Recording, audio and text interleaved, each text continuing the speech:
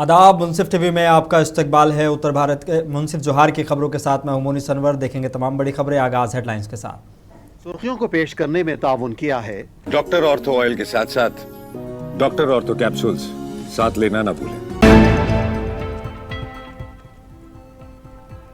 पश्चिम Asia संकट के बीच PM Modi ने मंत्रियों के साथ की बैठक। जेएमएम सांसद महुआ माझी ने संसद में चर्चा की उठाई मांग।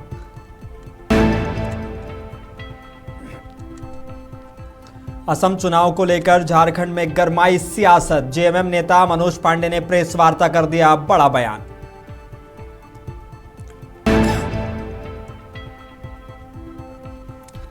असम चुनाव में जेएमएम कांग्रेस गठबंधन पर चर्चा जारी। कांग्रेस नेता राजेश ठाकुर ने दी प्रतिक्रिया।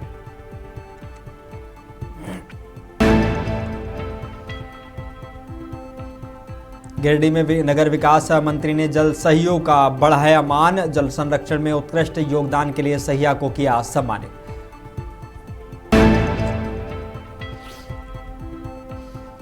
और सिमडेगा पुलिस ने 227 प्रतिबंधित पशु किए बरामद। 16 तस्करों को गिरफ्तार कर भेजा जेल।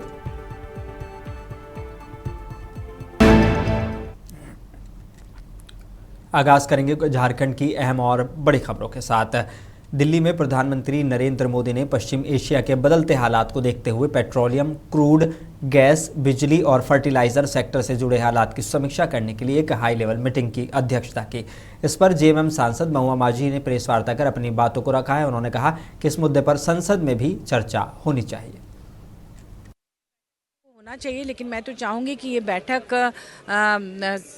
पक्ष विपक्ष दोनों के बीच होना चाहिए। सांसदों के साथ भी बैठक होनी चाहिए। अभी पार्लियामेंट चल रहा है, वहाँ इस पर बहस होनी चाहिए ताकि पूरे देश के अलग अलग हिस्सों से आए सांसद अपनी अपनी राय रख सके। कहाँ क्या प्रॉब्लम है, उससे कैसे निपटा जाए, इस पर भी बात हो सके। क्योंकि ये संकट की घड़ी है। लग रहा था कि युद्ध रुक जाएगा, ज़्यादा दिन नहीं चलेगा, लेकिन अब तो ये आप देख रहे हैं कि परमाणु युद्ध के कगार पे है और स्थिति विकट होती जा रही है। ऐसे में देश में घबराहट है और एलपीजी गैस में लंबी लंबी कतारें लग रही हैं, पेट्रोल में कतारें लग रही हैं। तो ऐसे में मुझे लगता है माननीय प्रधानमंत्री जी ने जो मीटिंग की है ये अच्छी बात है, इसका स्वागत करते हैं। लेकिन उसके साथ साथ हम ये भी कहना चाहेंगे कि आप सांसदों के साथ भी मीटिंग करें और दोनों लोकसभा राज्यसभा में इस पर बहस करें, माने इस पर बातचीत हो, लोग अपनी अपनी राय रखें।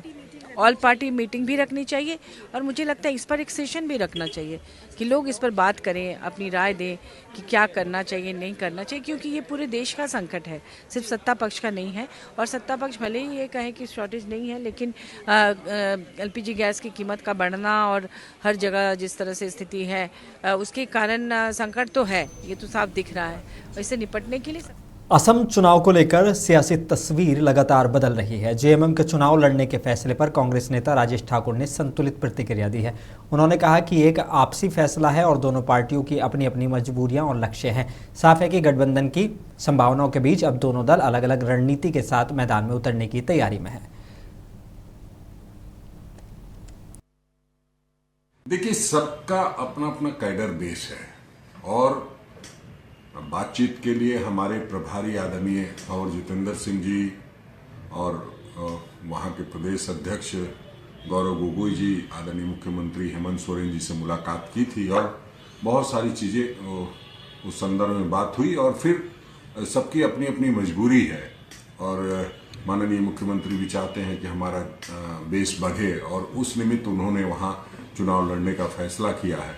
और हम लोगों का वहाँ पहले से जनाधार है, तो और जो सिंबल चाहने वाले लोग हैं, जो उम्मीदवार हैं, उनमें नाराजगी उत्पन्न हो रही होगी।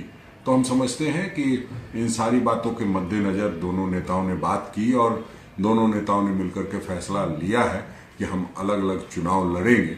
और हम समझते हैं कि हम लोग बेहतर चुनाव लड़ने जा रहे हैं। आसाम में हमारी सरकार बनने जा रही है और जो हम लोगों का गठबंधन है वहाँ यहाँ पर है। और असम विधानसभा चुनाव को लेकर सियासत तेज हो गई है।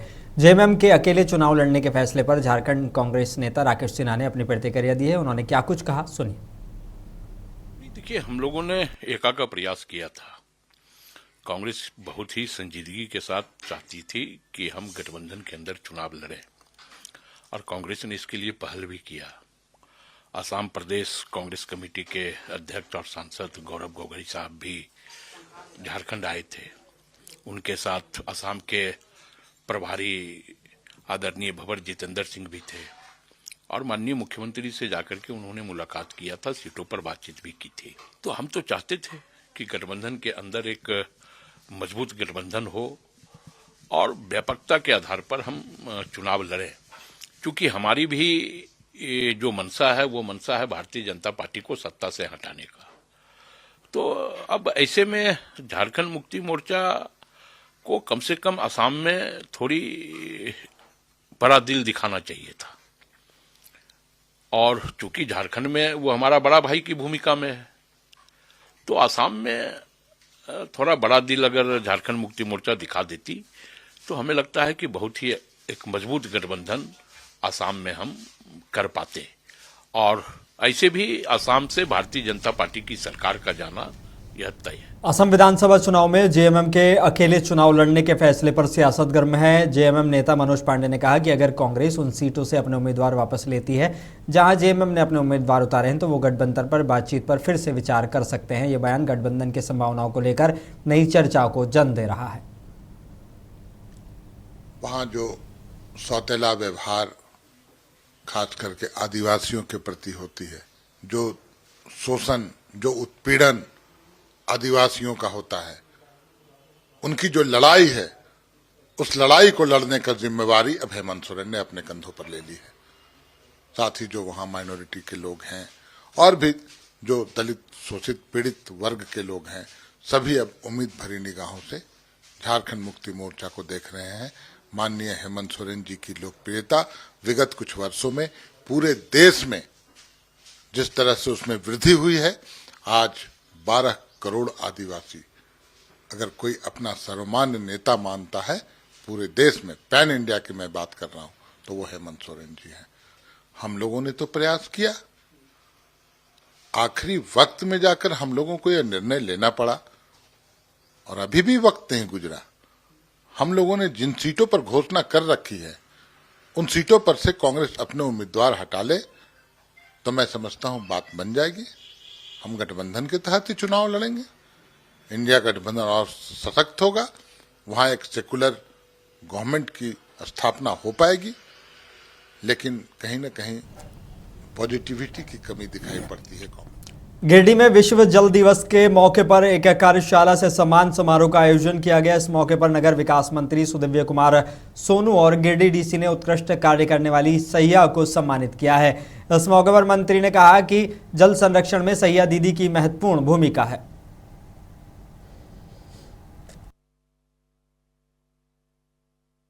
ह्यूमन रिसोर्सेज मानव संसाधन की दिशा में हमारी सैया दीदियों को प्रशिक्षित करके ग्रामीण पेयजल आपूर्ति योजना से लेकर जल के संरक्षण से लेकर पेयजल के साफ स्वच्छ पेयजल जनता तक मुहैया कराने की दिशा में आपको माध्यम बनाया गया है। विभाग अपने तौर तरीकों और अपने काम से चलते जरूर हैं, मैं यह स्पष्ट मानता हूँ, लेकिन मैं यह भी मानता हूँ कि ग्रामीण इलाकों में आज भी मेरे पीड़िताओं के सुदूरवर्ती क्षेत्र में डायरिया की समस्या आती है, और उस डायरिया की समस्या के प्रिवेंशन के लिए जलसैया बहनों का योगदान बहुत महत्वपूर्ण हो जाता है। जब सरफेस वाटर पानी जो बारिश का है अगर किसी पेयजल स्रोत में जाने लगेगा तो डायरिया होगा, और हमारी जलसैया बहनों पर यह जवाबदेही है कि वो नागरिकों को, ग्रामीणों को इस बात के लिए जागरूक करें कि कुएं की जगह और मुंडेर इतनी ऊंची होनी चाहिए कि पानी बह के न जाए, जिससे कि पानी संक्रमित न हो। अलावे इसके मेरा यह स्पष्ट मानना है कि प्लम्बिंग का काम सामान्य तौर पर पुरुष करते हैं, लेकिन मैं यह भी समझता हूं कि अगर हमारी जलसैया बहनों की इस फोर्स को, इस ताकत को, इस संगठित क्षमता को जल स्रोतों से पेयजलापूर्ति की योजनाओं की छोटी मोटी मरम्मत के काम के लिए प्रशिक्षित किया जाए तो हमारी जलसैया बहनों को 2 पैसे की आमदनी भी बढ़ेगी और नागरिकों को छोटी तकनीकी कमियों, खराबियों के चलते पेयजलापूर्ति में आ रही समस्याओं के समाधान में भी निश्चित रूप से सिमडेगा पुलिस ने 227 प्रतिबंधित पशुओं को बरामद करते हुए 16 पशु तस्करों को गिरफ्तार किया है। पुलिस उपाधीक्षक मुख्यालय रणवीर सिंह ने बताया कि गिरफ्तार सभी लोग उड़ीसा के सुंदरगढ़ जिले के रहने वाले हैं। पुलिस अधीक्षक महोदय को गुप्त सूचना मिली थी कि पिड़िया पहुंच नवाटोली जो बोलवा थाना अंतर्गत है, कुछ जानवरों को लेकर के काफी मात्रा में लोग निकल रहा है। इस घटना के सत्यापन और कार्रवाई के लिए मेरे नेतृत्व में एक टीम का गठन किया गया है, जिसमें पुलिस निरीक्षक कुर्डेग अंचल और किरसई थाना प्रभारी, बोलवा थाना प्रभारी और कुर्डेग से पुलिस टीम को बुलाया गया था और जहां घटना का सत्यापन किया गया। सत्यापन के बाद वहां पाया गया कि 200 वहां गोवंशी पशुओं को ले जाया जा रहा है, जिसमें हमने त्वरित कार्रवाई करते 227 गोवंशी पशुओं को जब्त किया गया और उसी में 16 व्यक्तियों को भी गिरफ्तार किया गया। गिरफ्तार व्यक्तियों से जब उनके संबंध में कागजात या वैध कागज़ों की मांग की गई तो किसी भी तरह का कागज़ उनके द्वारा उपलब्ध नहीं कराया गया और ना ही उनके जो मालिक हैं उनके बारे में कोई बताया और ना ही कोई मालिक हमारे समक्ष उपस्थित हुआ कि अपने वैध कागज़ों के साथ। पलामू के हुसैनाबाद थाना इलाके से पुलिस ने एक व्यवसायी के रंगदारी मांगने और जान से मारने की धमकी देने वाले गिरोह का खुलासा किया है। अनुमंडल पुलिस पदाधिकारी ने बताया कि इस मामले में 3 अपराधियों को गिरफ्तार किया गया है, जबकि एक अपराधी अभी भी फरार है।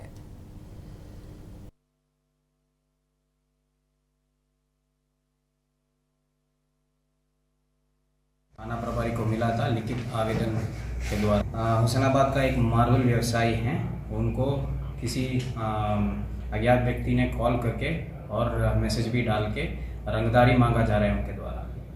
तो जैसे ही सूचना मिला है उसके हिसाब से एक एफआईआर भी रजिस्टर हुआ है बीएनएस सेक्शंस में और तुरंत एक स्पेशल इन्वेस्टिगेटिव टीम फॉर्म किया गया है और इसमें त्वरित कार्रवाई किए हैं और अनुसंधान के हिसाब से 2 मुख्य अभियुक्त का नाम आया है और उनका नाम है रविशंकर कुमार सिंह और छोटू सिंह जो शोभा हैदरनगर का रहने वाला लड़का है और प्रिंस कुमार उर्फ प्रिंस कुमार मेहता जो लोहरपुरा हैदरनगर का रहने वाले हैं। ये दोनों मुख्य अभियुक्त हैं। इसमें रविशंकर कुमार मेहता हमारा कस्टडी में है, वो जुडिशियल कस्टडी में चले जाएंगे अभी। और प्रिंस केंद्रीय मंत्री चिराग पासवान का कहना है कि बिहार के अगले मुख्यमंत्री की घोषणा जल्द ही की जाएगी। फिलहाल सम्राट चौधरी उप मुख्यमंत्री के तौर पर अपने कर्तव्यों का निर्वहन कर रहे हैं। देखिए, गृह मंत्री के तौर पर एक बड़ी जिम्मेदारी प्रदेश के उप मुख्यमंत्री सम्राट जी निभाने का कार्य कर रहे हैं। ऐसे में आने वाले दिनों में और किस भूमिका में उनका मॉडल प्रदेश में दिखेगा, ये मुझे लगता है कि समय ही बताएगा। पर मैं मानता हूं कि जो नई सरकार भी बनेगी, उस सरकार भले वो जिसके भी नेतृत्व में वो सरकार बने, उस सरकार में अनुभव मौजूदा मुख्यमंत्री नीतीश कुमार जी का, उनका अनुभव और उनका मार्गदर्शन जरूर रहेगा। जेडीयू की तरफ से भी कहा यह जा रहा है कि मुख्यमंत्री अगर बनाया जाए तो जेडीयू से भी बनाया जाए। देखिए, ये गठबंधन के भीतर इन तमाम विषयों को लेकर बातचीत चल रही है। It's a matter of time, समय की बात है। मुझे लगता है बहुत जल्द इसकी औपचारिक घोषणा भी कर दी जाएगी। कौन मुख्यमंत्री होगा, किस दल से मुख्यमंत्री होंगे, कौन उप मुख्यमंत्री होंगे, इन तमाम विषयों को लेकर गठबंधन के 5 दलों के भीतर चर्चाएं ही नहीं, मोटा मोटी सहमति भी बन चुकी है। मुझे लगता है बहुत जल्द इसकी औपचारिक घोषणा कर दी जाए। लखनऊ में समाजवादी पार्टी के अध्यक्ष अखिलेश यादव ने कहा कि चुनाव आयोग के जरिए बीजेपी चाहे कितनी भी बाधाएं क्यों ना खड़ी कर दे, पश्चिम बंगाल की जनता ममता बनर्जी की सरकार को ही चुनेगी।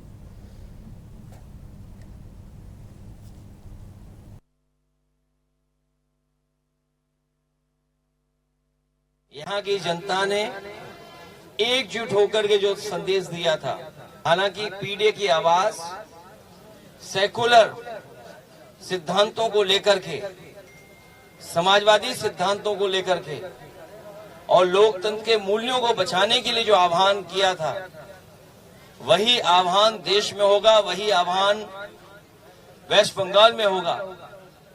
और कितनी भी पाबंदियां लगा ले Bharatiya Janata party election commission के माध्यम से, लेकिन वेस्ट बंगाल की जनता एक बार फिर ममता बनर्जी जी को वहां पर चुन करके भेजेगी। लेकिन यहाँ की जनता ने दिल्ली में मंत्री रविंद्र इंद्रजीत सिंह ने शहीदी दिवस के अवसर पर कहा कि आज उन शहीदों के लिए श्रद्धांजलि है और ख़ास तौर पर मैं कहना चाहूँगा कि ये वो गलियारा है जहां इनकलाब जिंदाबाद के नारे गूंजते थे। कभी कभी भगत सिंह जी की यहाँ पेशी होती थी, उनसे जुड़े तथ्यों को हमने संजोया और आज उनके स्टैचू को लगाकर कहीं ना कहीं एक श्रद्धांजलि देने का काम किया है। आज उन शहीदों के लिए श्रद्धांजलि है और ख़ास तौर पर मैं कहना चाहूँगा ये वो गलियारा है जहाँ इनकलाब जिंदाबाद के नारे गूंजते थे। कभी भगत सिंह जी की यहाँ पेशी होती थी, उनसे जुड़े हुए तथ्यों को हमने संजोया और आज उनके स्टैचू को लगाकर कहीं ना कहीं एक श्रद्धांजलि देने का काम और पूरे देशवासियों के लिए भी एक प्रामाणिकता से उनकी वो जगह है कि पूरे देश के यहाँ लोग आए, युवा आए, क्योंकि युवाओं की चेतना, युवाओं का एक जोश थे भगत सिंह जी। उन युवाओं के लिए एक ऐसा स्थल दिया गया है जहाँ पर लोग आकर उनके जीवनी को यहाँ पर जान पाएंगे। यहाँ पे एक ऐसा गलियारा बनाया गया है जहाँ पर उनकी कोर्ट लगती थी, चारों तरफ ये प्रशासन के अधिकारी यहाँ पर रहते थे उस समय के, और प्रयास किया गया है कि वो कोर्ट रूम उस रूप से दिखाई दे जहाँ पर उनकी पेशी होती थी। और आज खुशी की बात है कि माननीय मुख्यमंत्री जी ने इसका इनिशिएटिव लिया और ख़ास तौर पर PWD मिनिस्टर प्रवेश वर्मा जी ने, और इस काम को हम अंजाम दे पाए। तो ये जो कार्य आज हुआ है भगत सिंह जी के लिए सच्ची श्रद्धांजलि है और साथ में उन शहीदों की सच्ची श्रद्धांजलि है जो कि इस देश में हमेशा संजोने का काम और इस देश के लिए जिन्होंने अपनी शहादत दी है तो उनको संजोने का काम आज की दिल्ली की। कासगंज के गंजडुंडवारा इलाके के गणेशपुर गांव में ईद मिलन समारोह का आयोजन किया गया, जहां सपा सांसद देवेश शाक्य, विधायक नादिरा सुल्तान और जिला अध्यक्ष विक्रम यादव शामिल हुए। नेताओं ने लोगों से गले मिलकर ईद की मुबारकबाद दी और भाईचारे का संदेश दिया। इस मौके पर सांसद देवेश शाक्य ने कहा कि ऐसे सामाजिक कार्यक्रम सौहार्द को मजबूत करते हैं। साथ ही उन्होंने क्षेत्र के विकास मुद्दों पर बात करते हुए रेलवे सुविधाओं में सुधार और ओवरब्रिज निर्माण को लेकर अपने प्रयासों की जानकारी भी साझा की।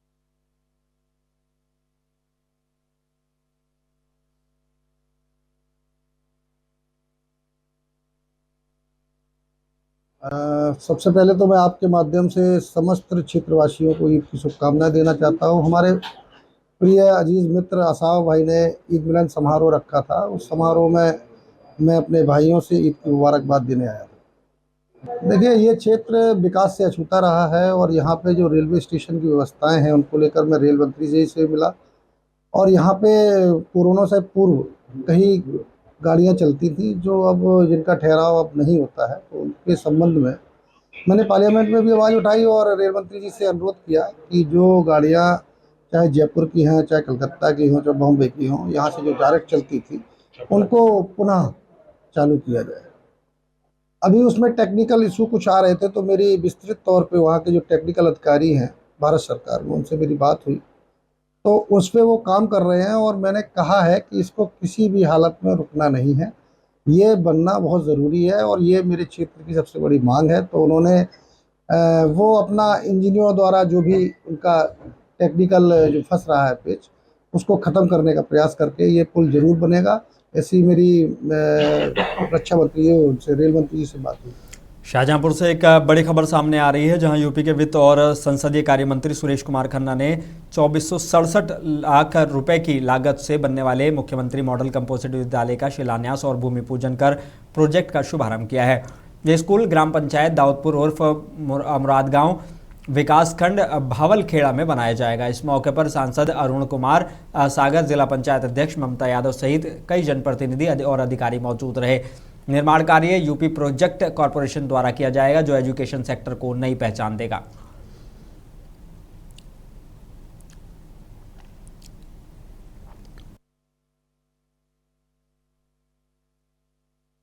सकारात्मक सहयोग जरूर मिले।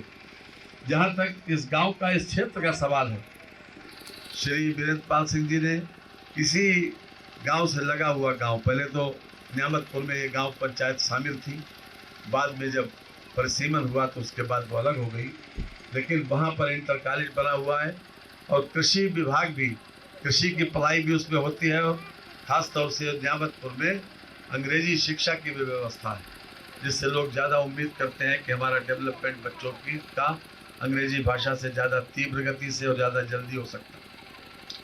तो हर तरह से व्यवस्था इस क्षेत्र में की गई। उत्तर प्रदेश के बिजनौर में जमीन विवाद ने तूल पकड़ लिया है। पूर्व सांसद और किसान संगठन आमने सामने आ गए हैं। इसी को लेकर भारतीय किसान यूनियन अराजनैतिक के बैनर तले मंडावर थाना इलाके की चंदक मंडी समिति में महापंचायत बुलाई गई, जिसमें हजारों किसानों ने हिस्सा लिया। किसानों ने अपनी मांगों को लेकर जोरदार आवाज उठाई और प्रशासन से निष्पक्ष कार्रवाई की मांग की।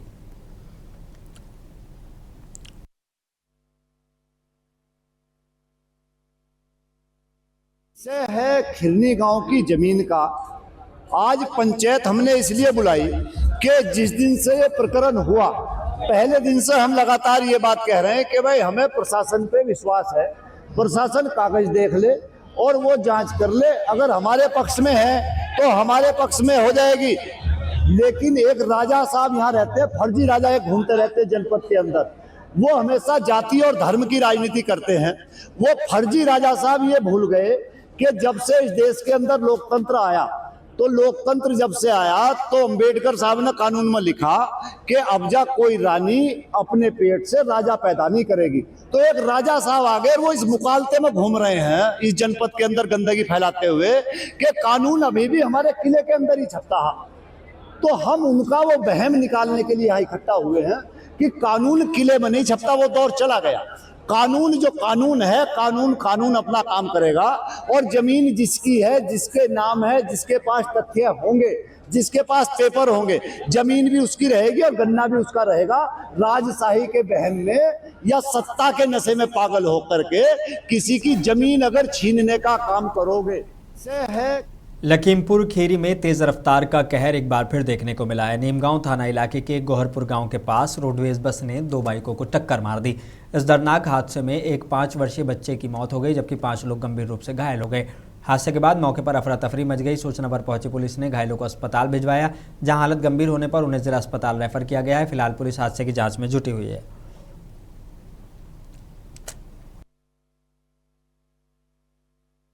थाना क्षेत्र नीमगांव में एक दुखद वाहन दुर्घटना हुई। बेजम चौकी क्षेत्र से खीरी की ओर जाने वाली एक रोडवेज बस के द्वारा 2 मोटरसाइकिलों को टक्कर मार दी गई, जिसमें कुल 6 व्यक्ति घायल हो गए। घायलों को तत्काल इलाज हेतु CSC बेजम व ट्रॉमा सेंटर ले जाया गया, जहां एक 5 वर्षीय बालक की दुखद मृत्यु हुई है व शेष अन्य 5 घायलों का इलाज चल रहा है। परिजनों से तहरीर प्राप्त करके सुसंगत धाराओं में अभियोग पंजीकृत किया जा रहा है। बस पुलिस के कब्जे में है और पूरी अन्य विधिक कार्रवाई की जा रही है। उत्तर प्रदेश के जालौन में सड़क किनारे खड़ी बाइक पर अचानक हाई टेंशन लाइन का तार टूटकर गिर गया। तार गिरते ही बाइक धू धू कर जलने लगी और मौके पर अफरा तफरी मच गई। लोग जान बचाकर इधर उधर भागते हुए नजर आए। बताया जा रहा है कि धगुआ निवासी आशीष पटेल बाइक खड़ी कर पास में काम कर रहे थे। सूचना मिलते ही बिजली विभाग ने सप्लाई बंद की। वहीं स्थानीय लोगों ने पानी डालकर आग पर काबू पाया, लेकिन बाइक पूरी तरह जलकर राख हो गई।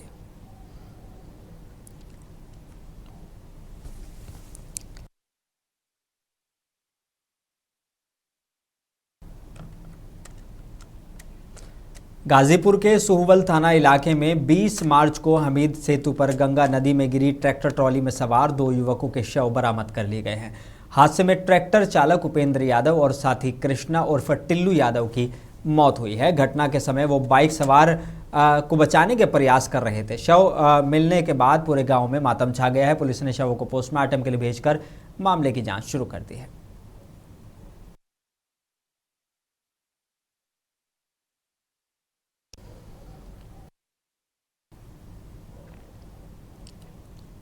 मुंसिफ जोहार में बस इतना ही। मुझे दीजिए इजाजत। बने रही मुंसिफ टीवी के साथ।